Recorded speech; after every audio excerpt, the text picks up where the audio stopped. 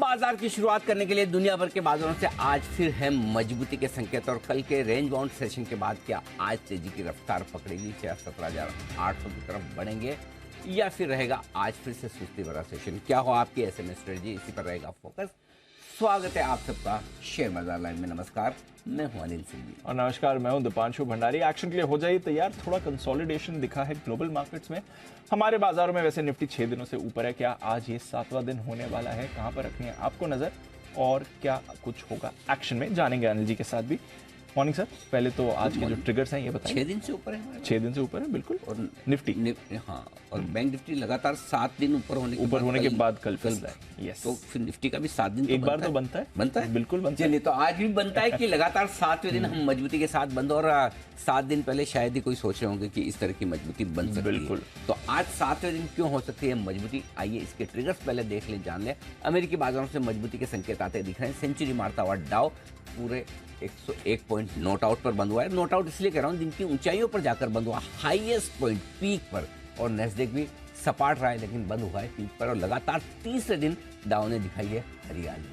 Bank of Baroda के दमदार चौथी तिमाही के अपडेट आते हुए दिखे हैं। और इसके अलावा रिजल्ट सीजन की आज से हो रही है शुरुआत। डेल्टा कॉर्प अपने नतीजे पेश करने वाला है आज शाम को। और उसके बाद आईटी कंपनियों के नतीजों का सिलसिला कल से जोरों से शुरू होगा।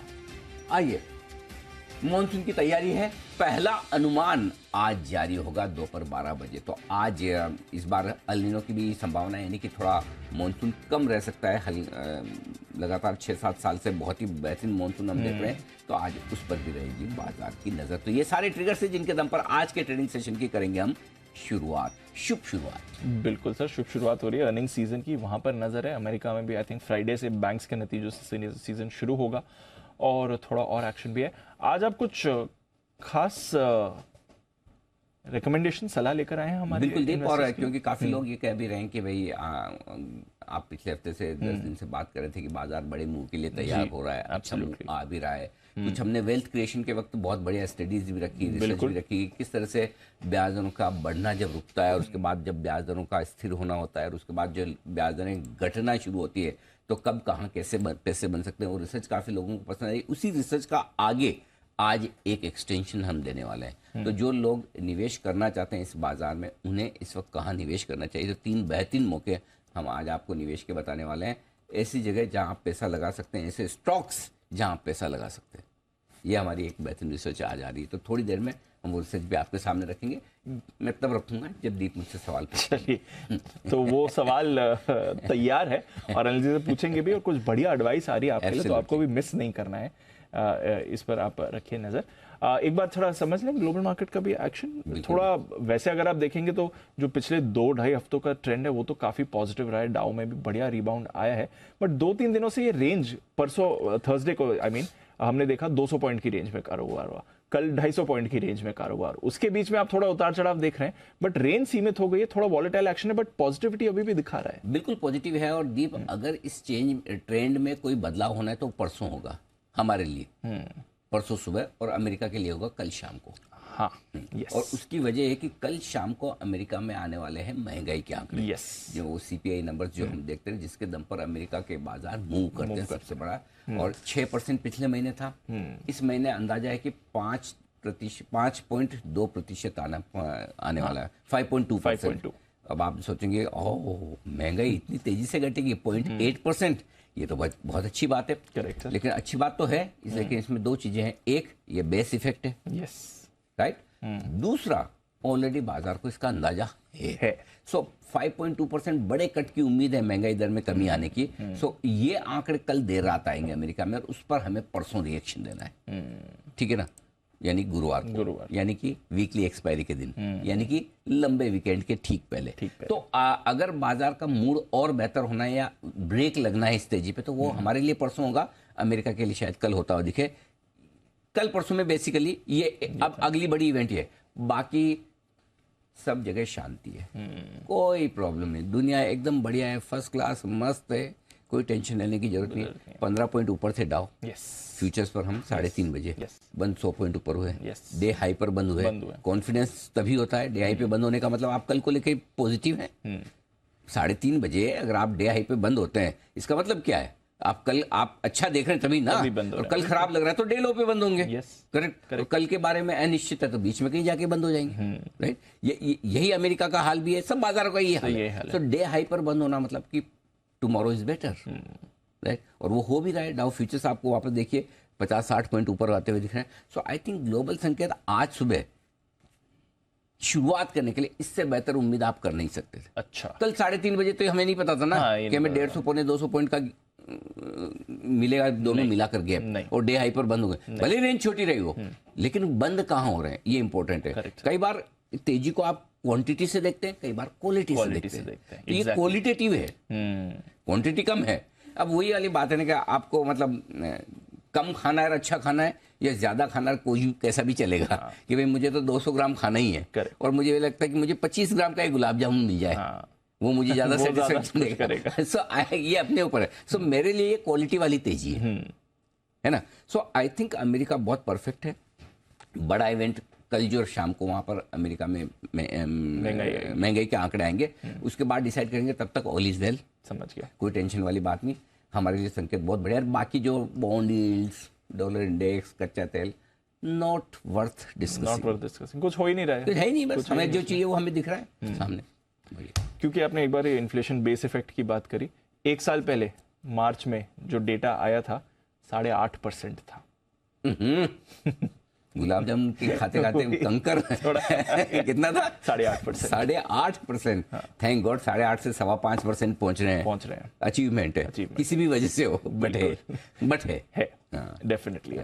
तो चलिए, कल इन्फ्लेशन डेटा आएगा, यहाँ पर हमें रखनी है नजर।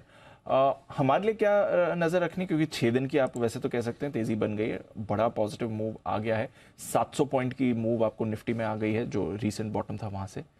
और एक्सपेक्टेशन इसी की करें। देखो, पहली चीज तो एक व्यू तेजी का रखना है, क्लियर कट है। सुबह भी बायोडिप्स आपने कहा, यही बात हो रही थी कि व्यू क्या करना है, तेजी। अभी भी व्यू तेजी का ही है। तेजी के व्यू में कोई बदलाव नहीं। Got it. तेजी के व्यू में बदलाव नहीं है, लेकिन जो बदलाव है वो बताना चाहता हूँ। बदलाव क्या है? स्पीड धीमी पड़ेगी। आप है ना 17,000 पे तेजी अलग तरीके कर सकते हैं, 17,700-800 पर अलग तरीके से करते हैं, करेक्ट। और 17,700-800 आपके लिए एक बड़ा लेवल है, ठीक है ना, जहां पर आपका रुकना बनता है ना। हमारा पहला टारगेट 17,500-550 का था, दूसरा टारगेट 17,700-775 का था, 17,700 का दूसरा टारगेट भी कल एक तरह से आ ही गया। तो 17,700, 17,800 आपकी दूसरी रुकावट की जगह है। इसको पार करके अब और आगे बढ़ने के लिए फिर आपको और कुछ नया मसाला चाहिए, नया ट्रिगर चाहिए। वो अमेरिका से चाहिए। हमारे पास देखो, हमारे अपने ट्रिगर हैं, वो ठीक ठाक है, जिनको हम आगे डिस्कस कर लेंगे। लेकिन अब हमें और आगे बढ़ने के लिए यूएस से बढ़िया ट्रिगर्स चाहिए।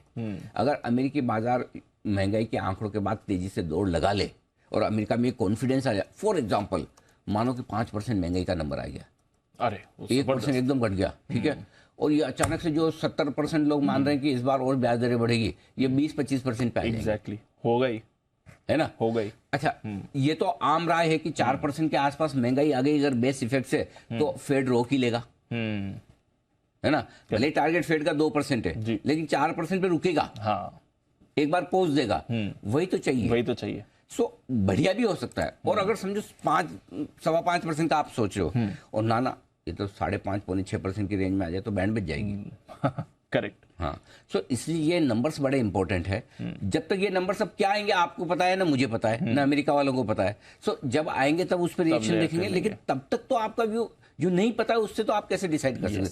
आपको तो डिसाइड उसी चीज से करना है जो पता है, और पता हमें ये कि ये इन चीजों को देखते हुए आपका व्यू तेजी का रखना।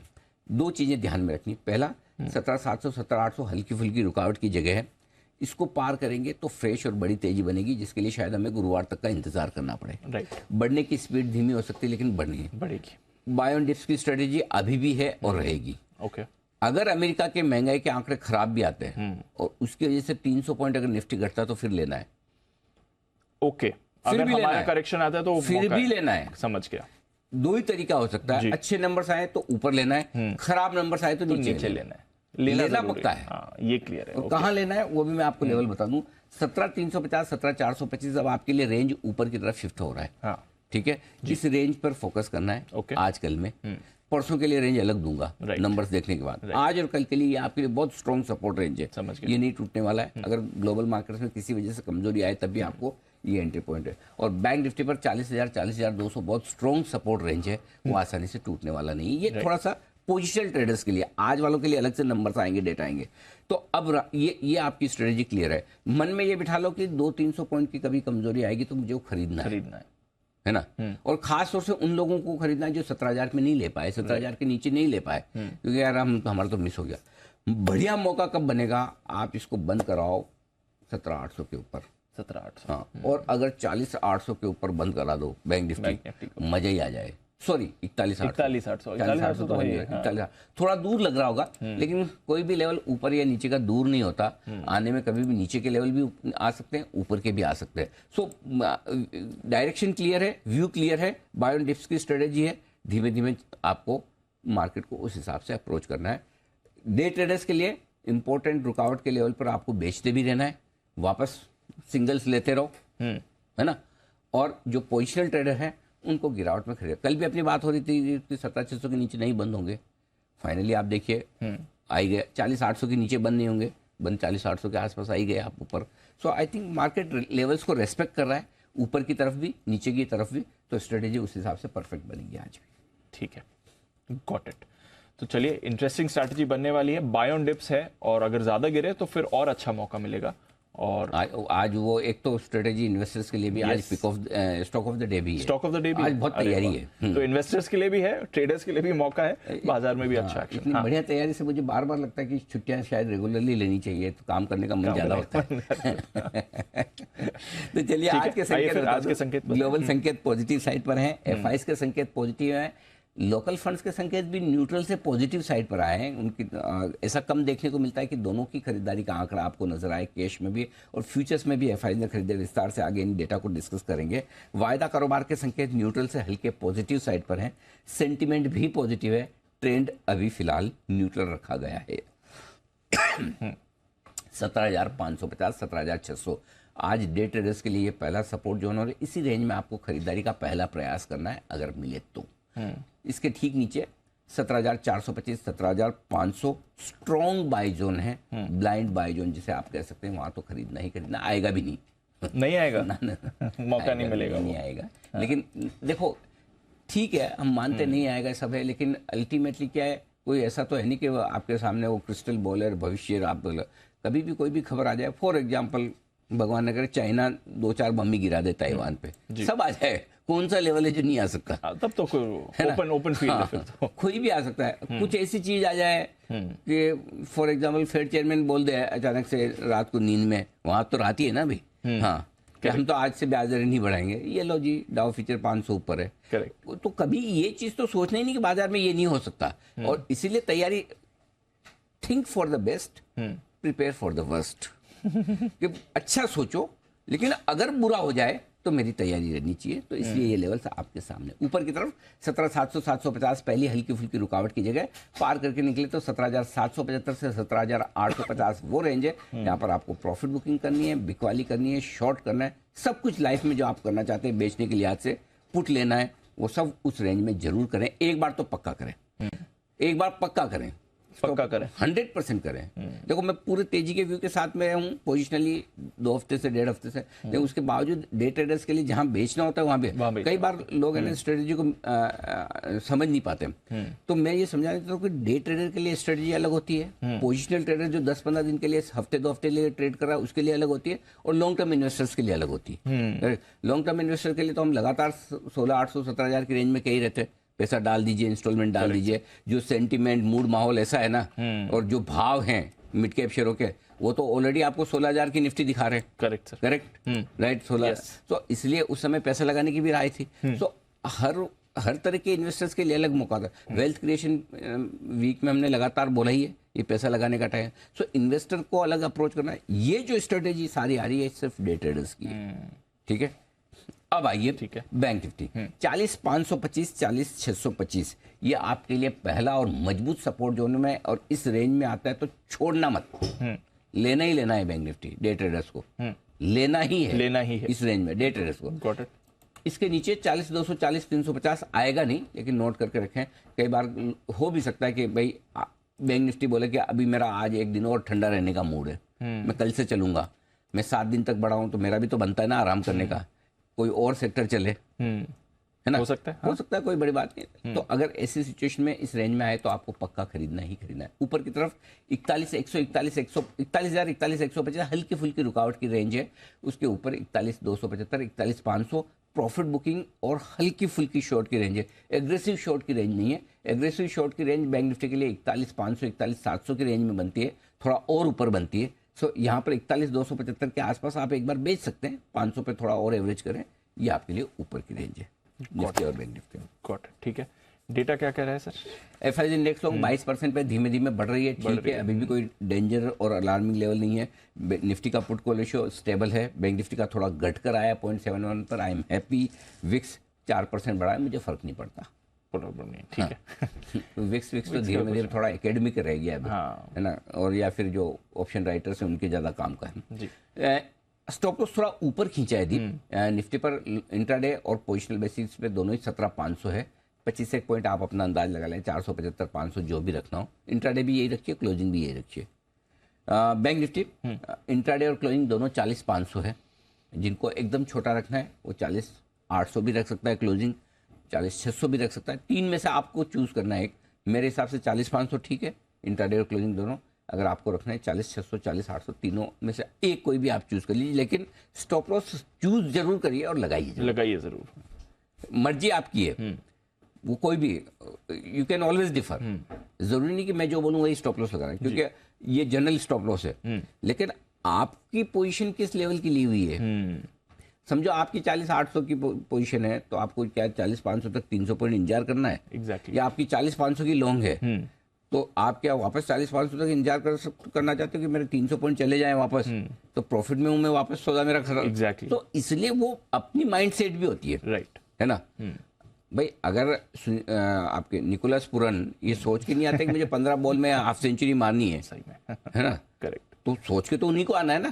तो वो आपकी बैटिंग स्टाइल उस सिचुएशन के हिसाब से, कंडीशन के हिसाब से आपको ये हो क्या रहा है सर, है? मतलब जब तक लास्ट बॉल ना हो जाए तब तक ये मान ही नहीं सकते कि मैच खत्म हो गया। एग्जैक्टली। मैं तो कल सो गया थी, मैं तो मिस ही कर गया, हाइलाइट्स देखनी पड़ी बाद में। मतलब अब तो कल पूरन ने कमाल किया, परसों उसने रिंकू सिंह ने कमाल किया, और दोनों चेजेस में एक्सपेक्ट नहीं किया होगा दोनों में एंड में यही विनर्स होने वाले हैं। नहीं कोई सवाल ही पैदा नहीं, मतलब दोनों पहली वाली टीमों के स्टॉप लॉस तगड़े ट्रिगर हुए हैं, मतलब बहुत बुरे मोटे मुनाफे वाला जो ट्रेड होना वो आपका लॉस में ट्रिगर हो जाए, स्टॉप लॉस ट्रिगर है, खतरनाक ट्रिगर, गजब मैच है। मतलब वो आरसीबी फैंस ऑलरेडी इतने दुखी होते हैं और बेचारों को दुखी, किस्मत ही खराब है बहुत ज्यादा आरसीबी की। 15 सीजन से यही स्टोरी चल रही है। कल तो मैं सोचा कि फाइनली, अच्छा इस ग्राउंड पे उनका सबसे हाईएस्ट चेज ये कल ही हुआ, 213 का भी चेज भी नहीं हुआ, वहाँ पे 206 ही चेज हुआ था हाईएस्ट 2 बार। सो मैं भी फ्रेंकली मैं भी यही सोच के बैठा था कि आज तो चलो ठीक है, कोहली साहब को थोड़ी रिलीफ सेफ विन होनी चाहिए। हाँ, तीनों मैक्सवेल तीनों अच्छे खेले, सब टॉप ऑर्डर उनका गजब भी हो गया, बट पासा पलट बढ़िया खेल रही है, बहुत बढ़िया, बहुत बढ़िया, मजा आ गया। अच्छी मैचेस देखने को मिल रही है, बढ़िया चीज़ है। और सबसे बड़ी चीज़ है कि आजकल मैचेस में दोनों चीज़ हो रही थी, शुरुआत के 5-6 ओवर में विकेट भी ऐसे जा रहे हैं, हाँ, लेकिन अभी ये ऐसा हो गया कि ये जो इम्पैक्ट प्लेयर वगैरह की वजह से 8-8, 9-9 लेवल तक आप 9-9 डाउन तक बैट्समैन आ रहे हैं, बिल्कुल। तो इसलिए वो पूरा बैट्समैन गेम हो गया है, और कभी भी कुछ भी हो सकता है। बेचारे बॉलर्स, हार्दिक सहानुभूति आपके साथ। पर मजा आया, एंटरटेनिंग था गेम। ठीक है, हम कहाँ पहुंचे? मौजूदा पोजीशन, शॉर्ट पोजीशन के स्टॉप लॉस बताने जी। तो शॉर्ट पोजीशन में 17,700 इंट्राडे और क्लोजिंग 17,800। अगर इंट्राडे आप क्लोजिंग भी 17,700 रखना चाहें छोटा तो वो भी रख सकते हैं, आपकी इच्छा पर है। 17,700 और 17,800 में से आप कर सकते हैं जगलिंग, कौन सा इंट्राडे रखना है कौन सा क्लोजिंग, आपकी मर्जी पर है, ठीक है, ऑप्शन में दे रहा हूँ। बैंक निफ्टी में कोई जगलिंग नहीं करनी, 41,300 यही स्टॉप लॉस है, इंट्राडे भी क्लोजिंग भी, यहाँ दिमाग नहीं लगाना। गॉट इट, ठीक है, ठीक है। नई पोजीशन खरीदे निफ्टी 17,500 के स्टॉप लॉस के साथ, टारगेट 17,650, 702 छोटे टारगेट हैं, 750, 775 और 800 3 मीडियम टारगेट, दैट्स इट। हमें 800 के ऊपर के लिए इतने मिल गए तो भी प्रभु धन्यवाद, बस बहुत है, काफ़ी है, ज़्यादा लालच नहीं। 850 का भी बन सकता है, लेकिन क्या 250 भी बढ़ गए, 1% बढ़ गया, बहुत है, क्या दिक्कत है। बेचना चाहते हैं 17,700, 17,800 की रेंज में एग्रेसिव ट्रेडर्स के लिए बेचने की राय। कल भी यही स्ट्रेटेजी थी, आज भी है, फर्क इतना ही दीप, कल एग्रेसिव ट्रेडर्स नहीं लगाया था, आज एग्रेसिव ट्रेडर्स लगाया। हाँ तो एग्रेसिव ट्रेडर्स का मतलब ये कि मूड माहौल को देखकर, उस समय के डाउ फ्यूचर्स को देखकर कहाँ एंट्री करनी है शॉर्ट करने की।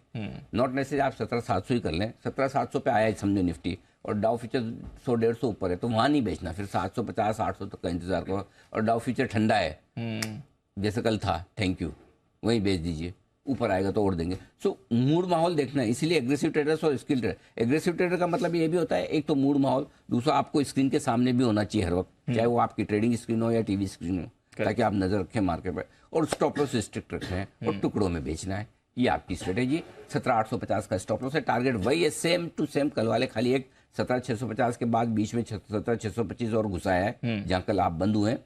17,600 ये 3 हो गए छोटे टारगेट, 17,550 17,500 बड़े target. That's it, thank you.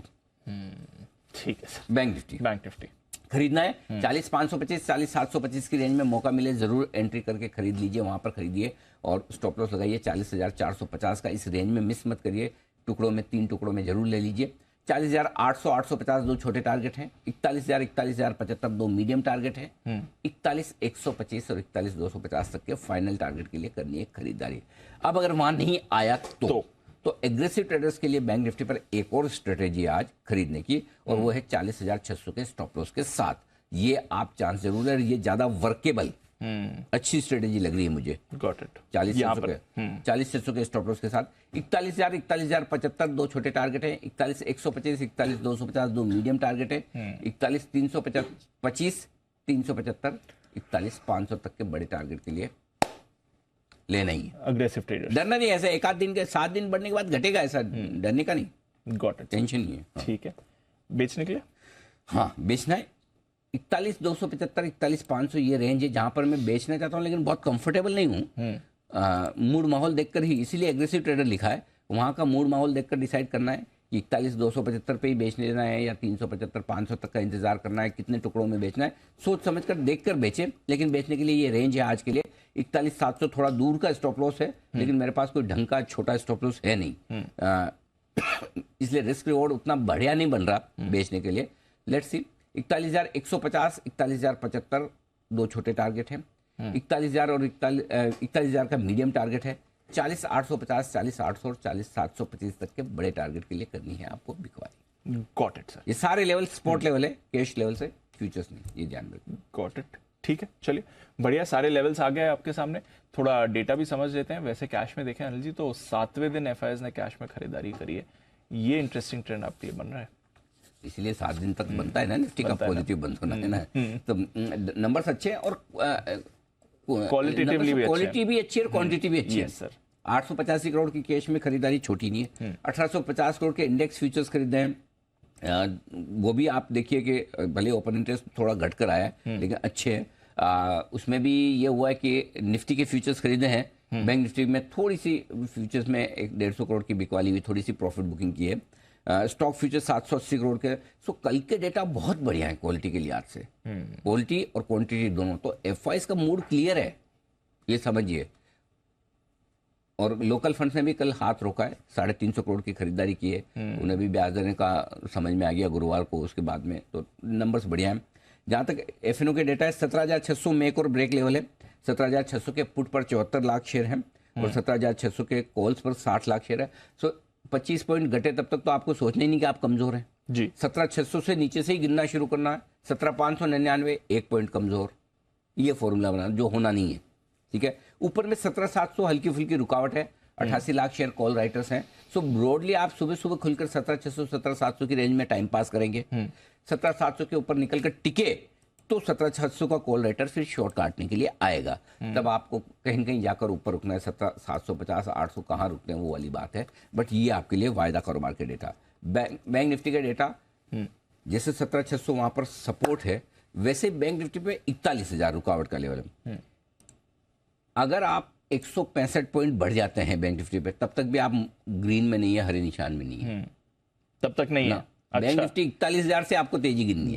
41,001 मतलब 1 पॉइंट तेज है। जब तक आप 41,000 के नीचे तेजी नहीं सोचना, मतलब यू तेजी मतलब तेजी नहीं सोचना, मतलब आप ये मत सोचो कि आप ऊपर ट्रेड कर रहे हो, है ना। 41,000 आपकी वो लक्ष्मण रेखा है। 41,000 के पुट पर 28 लाख शेयर हैं और कॉल्स पर 48 लाख शेयर हैं और हाईएस्ट ओपन इंटरेस्ट दोनों इसी जगह है। इसलिए 41,000 आपके लिए मेक और ब्रेक। Got it. क्लियर है। सो 41,000 पार करके टिकेंगे, उसके बाद शॉर्ट कवरिंग आपको आएगी और बढ़िया वाली आएगी। सो कल का हाई जैसे पार करें, 41 से 134 का कल हाई था, 139 का, कल का हाई पार करने के बाद आपको शॉर्ट नहीं रहना है। ध्यान से सुनिए, बैंक निफ्टी में 41 139 का हाई था, 41 150 के आसपास जो भी समझ लें, कल का हाई पार करने के बाद बैंक निफ्टी में शॉर्ट मत रहिएगा, क्योंकि कल 33 लाख शेयर 41,000 के कॉल राइटर्स ऐड हुए हैं और ये कल का हाई पार करने के बाद अपनी शॉर्ट काटेंगे और काटनी भी चाहिए। अच्छा, हाँ, डिसिप्लिन के तौर पर। इसलिए ये लेवल सबसे इंपॉर्टेंट है, 41 150 स्पॉट लेवल नोट करके रखें। Got it. ठीक है सर, चलिए सारे levels stock of the day भी है, स्टॉक ऑफ द डे है और इन्वेस्टर्स के लिए सलाह भी। आई थिंक एक बार पहले स्टॉक ऑफ द डे ले लेते हैं और फिर जो इन्वेस्टर्स के लिए आप खास लेकर आए उस पर करेंगे चर्चा। बिल्कुल, stock of the day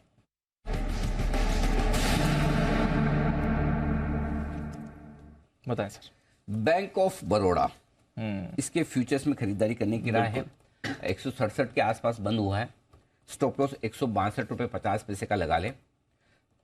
target 170, 172, 174, ये 3 टारगेट के लिए करनी खरीदारी। जो कल इनके क्वार्टरली अपडेट आया है, बहुत ही शानदार है। 15% डिपॉजिट बढ़ी है, घरेलू लोन ग्रोथ लगभग 17% है, ग्लोबल लोन ग्रोथ तो चलो ठीक है, आंकड़ा छोटा होता है लेकिन बड़े अच्छी है, ये भी 19% है। लेकिन जो सबसे ज्यादा और सबसे बढ़िया आंकड़ा जो मुझे पसंद आया दीप, रिटेल लोन ग्रोथ 27% बढ़कर आई। 27%।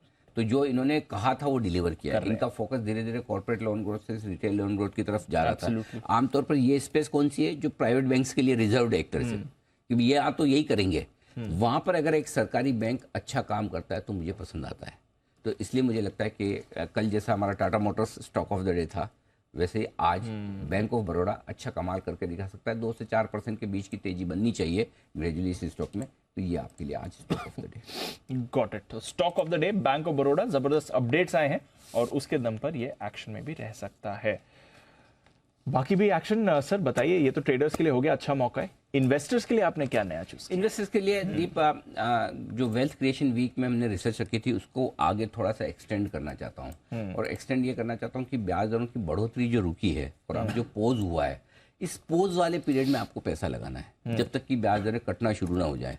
जब घटना शुरू होगी तो मार्केट में और तेजी आएगी। फिर कल जो बात आपको कही, आज फिर से कहना चाहता हूँ, जब ब्याज दरें घटने का पहला संकेत आएगा, पहला कट आएगा, उस दिन आप सोच लेना कि आपको निफ्टी पे लाइफ टाइम हाई फिर से देखना है। अच्छा, हाँ, फिर से ये देखना भी होगा? है। हाँ, 100% होगा। मैं अभी से आपको बोल रहा हूँ। ओके, हाँ, चलिए अब बढ़िया। ये पोज वाला पीरियड 1 महीने का होता है, 3 महीने का होता है, 6 महीने का होता है, मुझे नहीं पता। हाँ। और हो सकता है एक पोज करने के बाद एक आध हाइक हो जाए, कर जाए, हो भी सकता है। लेकिन जहां से घटना शुरू होगा वहां से आपको मार्केट लाइफ हाई देखना ही देखना है। और इस बार लाइफ हाई होगा तो वो 18,800 नहीं होगा, 18,800 के भी ऊपर होगा। जो नया हाई बनेगा वो उससे ऊपर ही बनेगा। हर बार नया हाई पिछले हाई से ऊपर, टच एंड गो वाला मामला नहीं होता। करेक्ट। तो ये इसमें टाइम है, लेकिन तब तक इस समय का फायदा उठाना है आपको इन्वेस्ट पर। और आज इन्वेस्टमेंट के लिए मैं आपको 3 सेक्टर दे रहा हूँ और ये तीनों ही सेक्टर ब्याज दरों से जुड़े हुए सेक्टर है जहां पर आपको इन्वेस्ट करना है। और इनमें पहली पसंद जो मेरा सेक्टर है वो है real estate. Real estate, okay, पहली पसंद रियल एस्टेट है। रियल एस्टेट में आपको दिग्गजों में लेना है जी। DLF all time favourite. 8 साल से इस स्टॉक ने कुछ नहीं किया, सिर्फ अपनी बैलेंस शीट सुधारने के अलावा। यस, बैलेंस शीट सुधारी है, बिजनेस सुधारने के अलावा कुछ नहीं किया। करेक्ट। और डेट कम करने के अलावा कुछ नहीं किया, सेल्स बढ़ाने के अलावा कुछ नहीं किया। बच्चा क्या, यानी कि वो सब कुछ किया जो इस स्टॉक को करना चाहिए। क्या नहीं किया?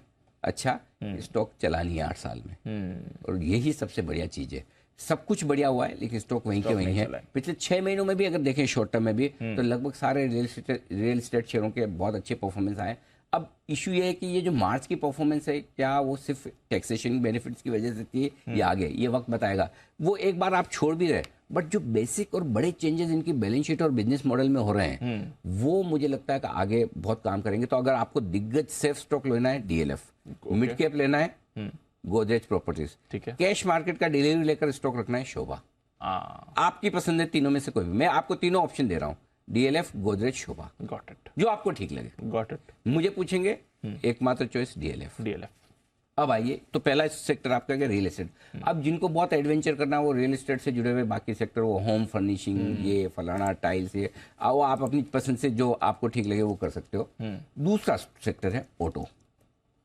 ऑटो में खरीदारी करनी है, और 2 व्हीलर और 4 व्हीलर 2 टुकड़ों में मैं बांट रहा हूँ। 4 व्हीलर में टाटा मोटर्स और मारुति।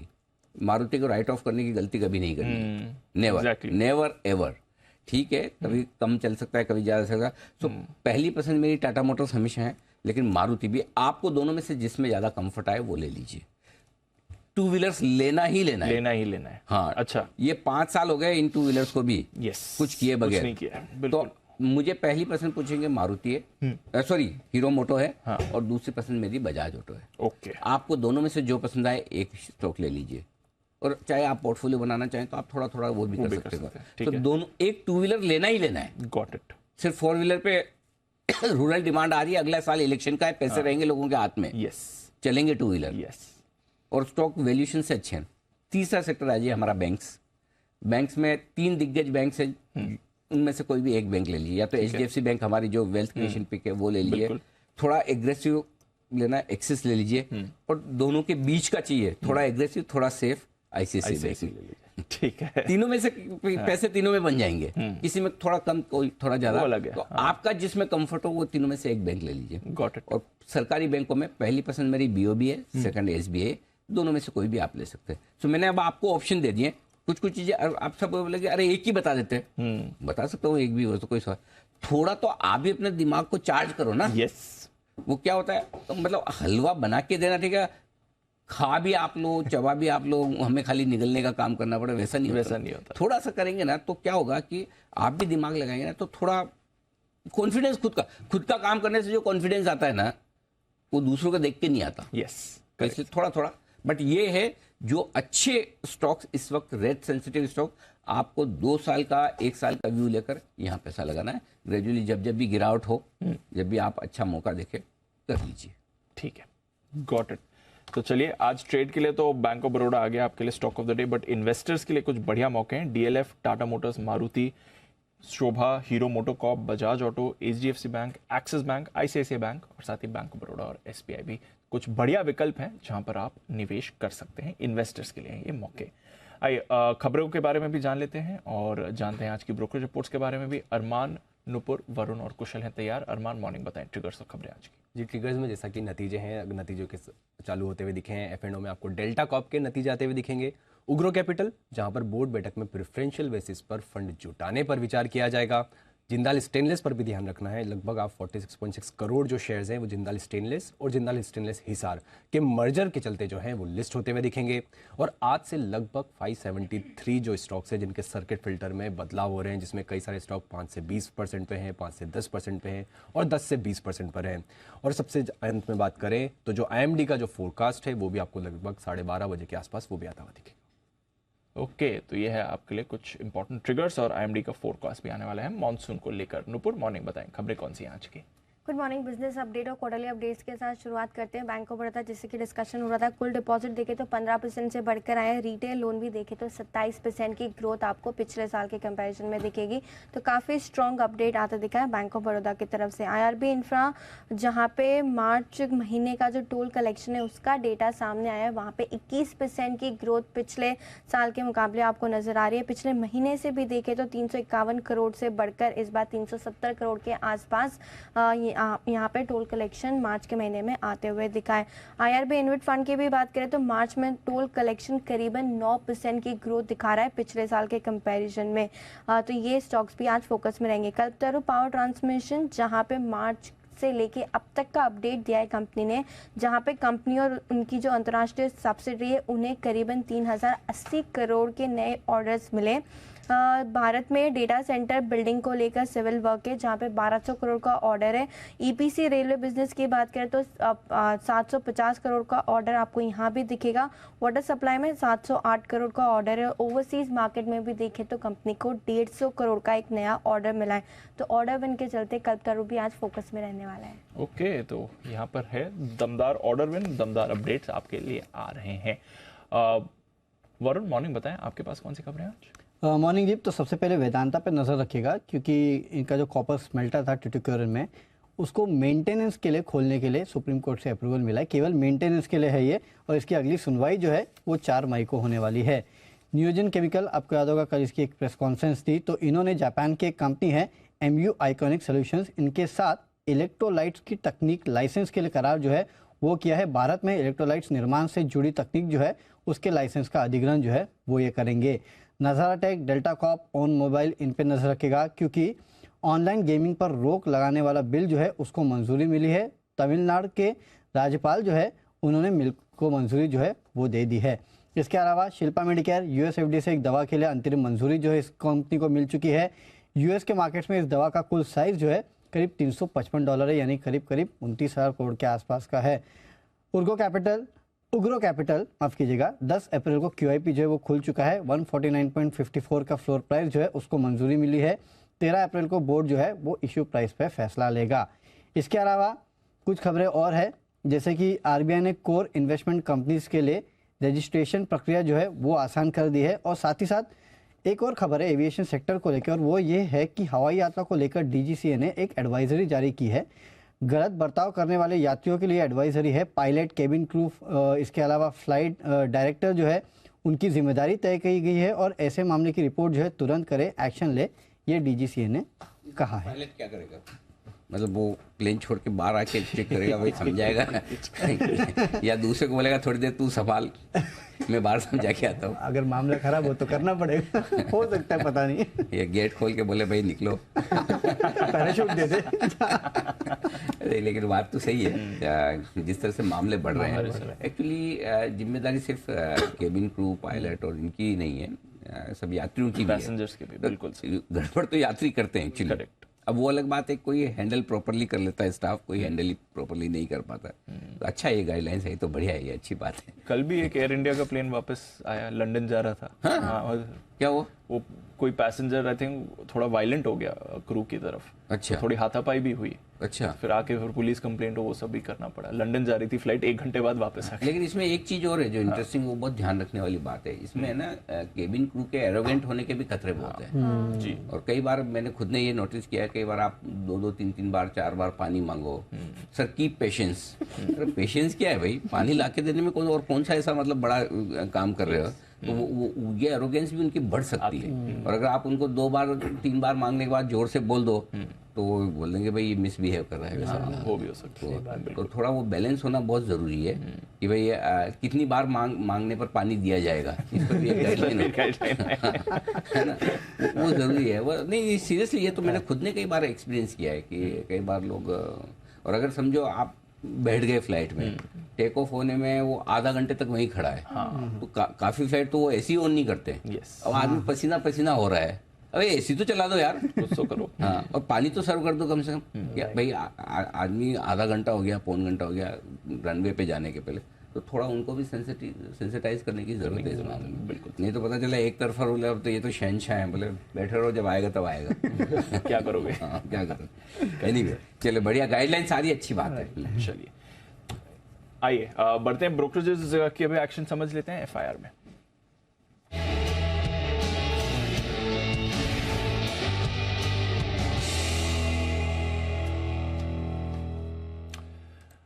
मॉर्निंग कुशल, पहले तो आज की जो टॉप रिपोर्ट्स है उनके बारे में बताइए। बिल्कुल, तो सबसे पहले बैंक ऑफ बड़ौदा के साथ शुरुआत करते हैं। जो पॉजिटिव बिजनेस अपडेट आते हुए दिखे हैं, उसके बाद मॉर्गन स्टैनले ने ओवरवेट की रेटिंग बरकरार रखते हुए 220 रुपए के लक्ष्य दे रहे हैं। मौजूदा भाव 166 रुपए का है। डोमेस्टिक लोन ग्रोथ ये स्ट्रांग है। ओवरसीज लोन ग्रोथ में भी आपको पिछले तिमाही के मुकाबले अच्छी ग्रोथ देखने को मिली है और कासा में भी जो है एक्सेलरेशन बढ़िया देखने को मिला है। साथ ही मॉर्गन स्टैनले की रिपोर्ट आ रही है। JSW स्टील पर यहाँ पर अंडरवेट की रेटिंग इन्होंने बरकरार रखी है। 545 रुपए के टारगेट्स यहाँ पर दे रहे हैं और ये मान रहे हैं कि यहाँ पर मैनेजमेंट आगे चलकर हो सकता है कि जो प्रोडक्शन गाइडलाइंस हैं उसको मिस करते हुए नजर आ सकते हैं कंसोलिडेटेड आधार पर।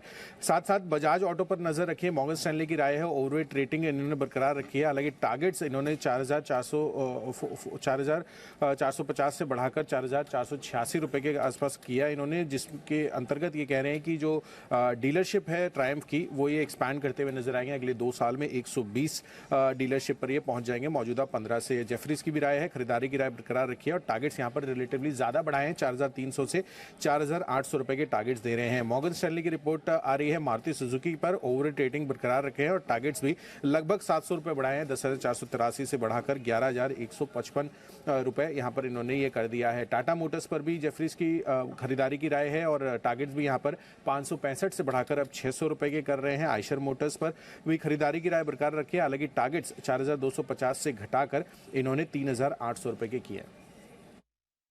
तो ये है आपके लिए कुछ बड़ी रिपोर्ट्स। और कौन सी रिपोर्ट्स है कुशल?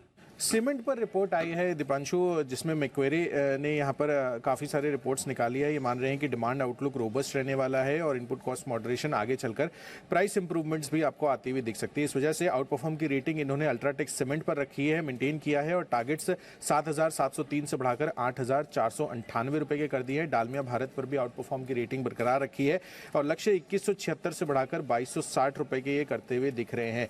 इंटरेस्टिंग रिपोर्ट आ रही है L&T पर, मॉर्गन स्टैनली की ओवरवेट रेटिंग बरकरार रखी है और लक्ष्य 2,827 रुपए के अब ये देते हुए दिख रहे हैं। मान रहे हैं कि आगे चलकर जिस तरह से पॉलिसी रिफॉर्म्स है वो इनको बड़े रूप में सहारा दे सकते हैं रेवेन्यू ग्रोथ के लिहाज से। और अंत में एक रिपोर्ट है जोमेटो पर, जहां पर जेफरीज ने खरीदारी की राय बरकरार रखी है और 100 रुपए के टारगेट्स ये दे रहे हैं और ये मान रहे हैं कि जो एग्जिस्टिंग ESOP पूल्स है वो आगे के लिए भी सफिशिएंट है, काफी आने वाले सालों के लिए। तो ये एक पॉजिटिव रिपोर्ट है। और शोभा पर सिटी की राय है, खरीदारी की राय बरकरार रखी है और 896 रुपए के टारगेट दे रहे हैं। मौजूदा भाव देखिए तो 465 रुपए का है, तो सिग्निफिकेंट अपसाइड एक्सपेक्ट कर रहे हैं शोभा लिमिटेड पर सिटी। ओके, तो ये हैं वो सारी की सारी रिपोर्ट्स जहां पर दिखेगा आपको भरपूर एक्शन आज के सेशन में। आइए बढ़ते आगे, इसी एक्शन को बढ़ाते हैं आगे हमारे सारे एक्सपर्ट्स के साथ। वक्त है पिक ऑफ द डे का।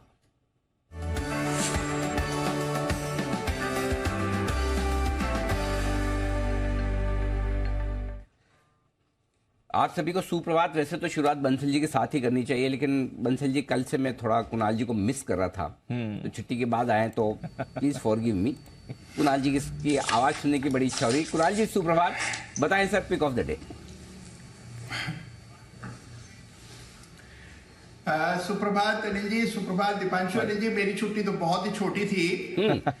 बड़ी किसकी थी? मुझे बड़ा अच्छा लगा कि इतनी छोटी छुट्टी में भी आपने मुझे मिस किया। हाँ, बड़ी किसकी थी?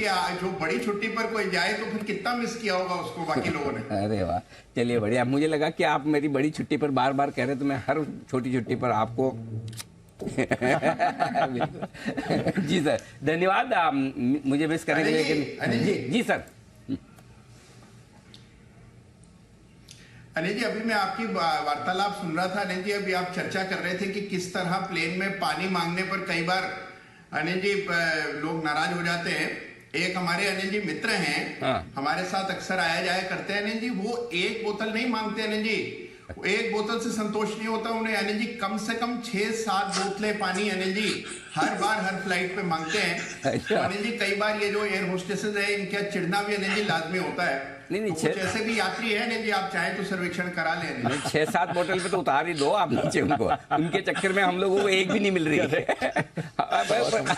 मैं बताऊँ आपको, मैंने ऐसे एक्सपीरियंस किया है। मतलब आप है ना एक से दूसरी बोतल मान लो, जैसे देखते हैं जैसे आपने उनकी वसीयत में से पूरा हिस्सा मांग लिया हो कि आपका लिख के दे दीजिए आपकी विल में।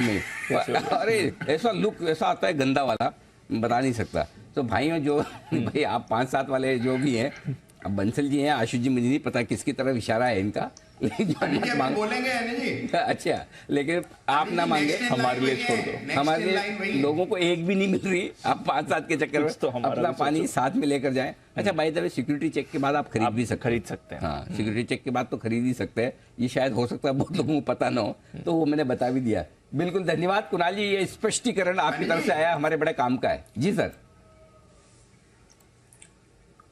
अनिल जी, इनफैक्ट एयरलाइंस वाले तो अनिल जी अब आपको सीट देने के भी पैसे लेने लगे अनिल जी। हाँ, वरना विंडो सीट भी नहीं देते, आयल सीट भी नहीं देते हैं, बीच में बिठा देते हैं अगर पैसे ना दो। तो अनिल जी थोड़े दिन में अनिल जी पानी के भी पैसे लेंगे अनिल जी, अगर इसी तरह चला। चलो देखो, पैसे लेके दे तो भी समझ में आए, या तो वो नियम ही बन जाए कि भाई पैसे लिए ही जाएंगे जी, तो भी ठीक है जी। नई नियम है तो फिर आराम से दीजिए। चलिए बताएं सर, बिना पैसे पिक ऑफ द डे बताएं।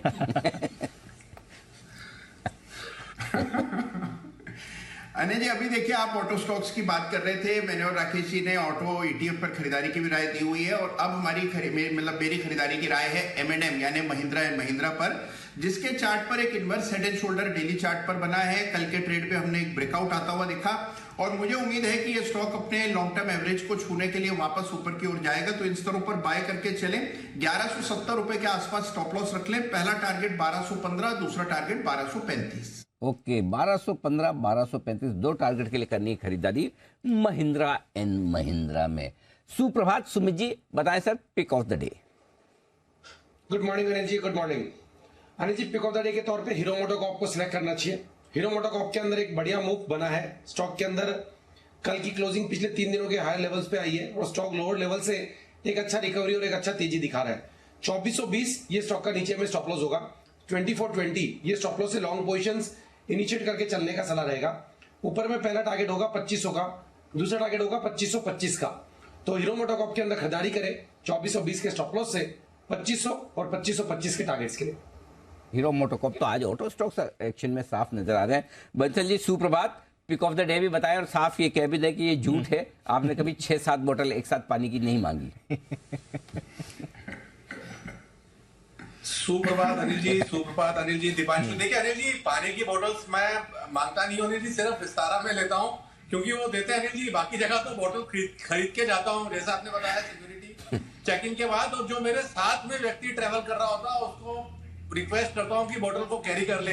तो उस कष्ट के कारण कुणाल जी कुछ बोल रहे हैं अनिल जी, तो बोतल बैठती है अनिल जी। जैसे ही आप लाइट में बैठे औरों के बैठने से पहले लाइट को ऑन कर दे तो पानी मिल जाता है। बट अनिल जी मुझे जान के बड़ा आश्चर्य हुआ, पानी के लिए ऐसा होता है। अमूमन अनिल जी जब मैं इंटरनेशनल ट्रेवल करता हूँ तो ड्रिंक के लिए अनिल जी 2-3 बार बेल मारो ना तो उनको दिक्कत होती है बार बार ड्रिंक देने में। तो उसके लिए भी मैं क्या करता हूँ कि 2 अपने सामने रखता हूँ, 2 अपने साथी के सामने रखता हूँ कि बार बार बेल मार के उनको असुविधा ना हो अनिल जी। पर पानी के लिए तो मेरे को जान के बड़ा ताजुब हुआ, ऐसा होता है। पानी अनिल जी कितने ग्लास इकट्ठे करेंगे? नहीं वो जनरली जो फुल सर्विस एयरलाइंस है वहाँ दिक्कत नहीं है। ये तो लो कॉस्ट एयरलाइंस जो है ना वहाँ दिक्कत है। जैसे विस्तारा तो फुल सर्विस है तो उनको तो आप कितनी भी बार मांगो अच्छी सर्विस देते हैं, उसमें कोई सवाल। जो लो कॉस्ट वाले है ना वहाँ दिक्कत है। एनीवे बंसल जी की समस्याएं अलग प्रकार की है। बंसल जी आपकी समस्याओं का समाधान ऐसा ही है कि जब भी आप इंटरनेशनल ट्रेवल करें हमारे जैसे 3-4 लोगों को साथ में लेके चले जो टी टोटलर है जो आपके लिए पेय पदार्थ मंगवाएंगे और आप ही को उपयोग करने की अनुमति देंगे। जी सर बताएं pick of the day. Anil ji आज एक नहीं 2 पिक ऑफ द डेज हैं। एक पहला है एनटीपीसी जिसके अंदर कल के सत्र में एक पॉजिटिव क्रॉसओवर देखने को मिला था। टेक्निकली एक अच्छी तेजी का प्रबल दावेदार है। 174 रुपए 50 पैसे 174.5 का स्टॉप लॉस लगाना है 183 के टारगेट के लिए। एनटीपीसी पे खरीदारी की राय है। और दूसरा ओएनजीसी काफी बढ़िया लग रहा है, it could be a dark horse, इसको खरीदें 153.80 153 रुपए 80 पैसे के स्टॉप लॉस के साथ खरीदना है फॉर अ टारगेट ऑफ 165। पहला तो है एनटीपीसी बराबर है और दूसरा लिखना ही रह गया मेरा, इतना जल्दी आप बोले। ओएनजीसी 2 सरकारी कंपनियों पर बुलिश हैं बंसल जी। अच्छा जल्दी से भी ज्यादा ये कि मैं कुछ और चीजों के सोचने में रह गया। मुझे लगा कि बंसल जी ने जो बोला वो क्लैरिफिकेशन देना जरूरी है हमारे दर्शकों को।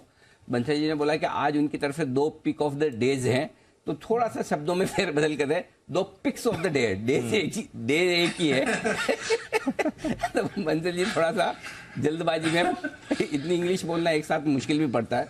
तो Bansal ji do you want to stand corrected? नहीं अनिल जी देखिए हम तो कॉलेज से मतलब उस श्रेणी से अनिल जी जो आई वॉज प्रेजेंट टुमारो बोल जाते थे अनिल जी क्लास में यस्टरडे की जगह। तो इसमें पिक्स ऑफ द डे और डेज में अनिल जी शेयर बाजार वाले इतनी गलतियां नहीं निकालते अनिल जी। चलिए बढ़िया, स्टॉक चलने चाहिए, एक्शन में आने चाहिए, वो ज्यादा इंपॉर्टेंट है। बाकी तो हमारी हंसी मजाक चलती है। एनटीपीसी ओएनजीसी 2 बढ़िया स्टॉक हैं जो बंसल जी को है पसंद। अविनाश सर भी जुड़ चुके हैं हमारे साथ और अविनाश सर भी आमतौर पर जाने जाते हैं 2 पिक देने के लिए। तो सर बता दें आज भी 2 हैं? अनिल जी आज एक ही स्टॉक पिक है और जो स्टॉक मैंने चुना है वो बेसिकली आईसीआईसीआई बैंक है। हम नतीजों के सीजन में अभी एंटर कर रहे हैं। मुझे लग रहा है कि Anil ji private banking space में आईसीआईसीआई बैंक का जो प्रॉफिट ग्रोथ होगा वो बहुत ही दमदार रहना चाहिए। करीबन 25-30% का ग्रोथ हम एक्सपेक्ट कर रहे हैं। प्लस जिस प्रकार का क्रेडिट ग्रोथ हम देख रहे हैं, मुझे लग रहा है कि बैंकिंग सेक्टर में जिस प्रकार के बिजनेस अपडेट्स बाकी सारे सरकारी बैंक्स के भी आए हैं, मुझे लग रहा है कि शॉर्ट टू मीडियम टर्म में एक अच्छी तेजी बनेगी। और जिस प्रकार से कमेंट्री आएगी, मेरे ख्याल से मार्केट्स काफ़ी पॉजिटिवली सरप्राइज होनी चाहिए। तो मुझे लग रहा है कि कहीं ना कहीं अगर साल भर का नजरिया है तो 1000 रुपये का टारगेट कंफर्टेबली पॉसिबल है आईसीआईसीआई बैंक में। Asset quality, loan book growth plus उनके सारे सब्सिडीज भी काफ़ी अच्छा काम कर रहे हैं। तो ये मेरी तरफ से आज का पिक रहेगा। लेकिन मीडियम टर्म के लिए भी कोई गिरावट अगर आईसीआईसीआई बैंक में आती है तो इसको खरीदने का काम कर लीजिए। पोर्टफोलियो में अच्छे रिटर्न्स अगले साल देने का पोटेंशियल रखता है। और अभी अनिल जी भी बात कर ही रहे थे, जब आप इन्वेस्टर्स के लिए पिक दी थी उसमें आईसीआईसीआई बैंक भी अनिल जी की लिस्ट में था। ICICI, Axis, HDFC bank, bank of Baroda, SBI, इन सारे कॉन्सेप्ट्स, इन सारे काउंटर्स को आप देख सकते हैं। तो अच्छा एक्शन यहाँ पर बनना चाहिए। बैंक ऑफ बड़ौदा अनिल जी ने बात कर ही दी है। जहाँ तक इसका भी सवाल है, आज स्टॉक ऑफ द डे में ये काउंटर भी रहेगा फोकस में। आईआरबी इंफ्रा, ये भी एक और काउंटर है जहां पर हमारा भरोसा रहा है और बोनस से पहले तो बढ़िया तेजी में भी था। इनका मार्च महीने का अपडेट आया है, सिर्फ मार्च महीने का। टोटल टोल कलेक्शन पिछले साल मार्च के मुताबिक इस साल मार्च में 21% बढ़कर आया है। तो वहां पर भी अच्छा मूवमेंट आपको दिखा है। अविनाश जी, थोड़ा जब से ये बोनस हुआ है उसके बाद से एक रेंज में अटक गया है, बट आईआरबी इंफ्रा पर कोई राय रखते हैं सर आप? मुझे लग रहा है कि देखिए आईआरबी इंफ्रा में अगर लंबी अवधि की बात करें तो देखिए हाईवे इंफ्रास्ट्रक्चर में जो ये टोल मैनेज करते हैं, मेरे ख्याल से काफ़ी बड़े प्लेयर है और यहाँ पे ग्रोथ अपॉर्चुनिटी अगले 2-3 साल के लिए बहुत स्ट्रांग है। मुझे लग रहा है कि जिस प्रकार से इंफ्रास्ट्रक्चर गवर्नमेंट स्पेंड कर रही है और प्राइवेट सेक्टर को टोल मैनेजमेंट दे रही है, तो इस कंपनी का ग्रोथ फ्यूचर काफ़ी स्ट्रांग है। हाँ, थोड़ा सा स्टॉक एक लैकलस्टर मोमेंट जरूर दिखा रहा है, बट मेरे ख्याल से जिनको इन्वेस्टमेंट करना है, मेरे ख्याल से अगले 1.5-2 साल का, तो डेफिनेटली एक अच्छा लेवल है। मेरे ख्याल से अच्छे रिटर्न्स मिलेंगे, बट यहाँ पे थोड़ा सा पेशेंस चाहिए क्योंकि स्टॉक थोड़ा स्लो मूवर जरूर है, बट वैल्यू काफ़ी अच्छी लग रही है। वैल्यूएशन के पॉइंट ऑफ व्यू से मुझे लग रहा है कि स्टॉक अच्छे लेवल पे पहुंचा है। ओके, तो आईआरबी इंफ्रा थोड़ा सा सुस्त हुआ है, लेकिन नंबर्स आए हैं मजबूत। टोल कलेक्शन के आंकड़े साल दर साल हर महीने बढ़ते हुए आपको नजर आएंगे।